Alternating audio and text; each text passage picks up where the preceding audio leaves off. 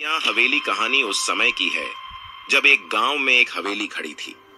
यह हवेली बड़ी ही भूतिया मानी जाती थी। लोग कहते थे कि रात को यहाँ अजीब अजीब आवाजें सुनाई देती थी और कई बार वहाँ रहने वाले लोगों को रात्रि में अजीब सपने आते थे।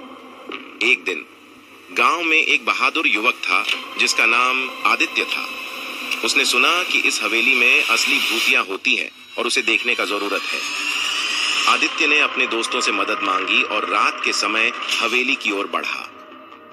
हवेली का माहौल अच्छा नहीं था और वहां की ठंडक और छाया आदित्य को डरा रहा था, लेकिन उसने अपना हौसला बनाए रखा। वह हवेली के अंदर बढ़ता ही था जब उसने सुनी एक कड़ी आवाज। कौन है? आदित्य ने पूछा, पर कोई जवाब नहीं आया। हवेली के अंदर का माहौल और भी डरावना हो गया। अचानक एक छाया उसके सामने आई और वह देखता है कि वहां एक पुराना पियानो खड़ा है और स्वयं बज रहा है। आदित्य ने अपनी दस्तक और कदमों की आवाज के साथ आगे बढ़ते हुए देखा कि पियानो को बजा रहे थे कोई नजर नहीं आ रहा था।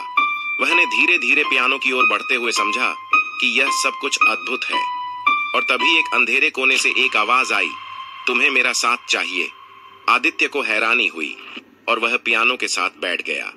वहां बैठे हुए उसने सुना कि यह भूतिया हवेली एक समय की राजा की थी जो संगीत के शौकीन थे। राजा ने अपनी मौत के बाद भी इसी हवेली में अपनी संगीत की मेहनत जारी रखी थी और अब भूत उसी संगीत को बजाने के लिए आते थे। आदित्य ने भूत से मिलकर उसे संगीत की कला में मदद की और उन्होंने मिलकर एक अद्भुत संगीत की धुन बजाई।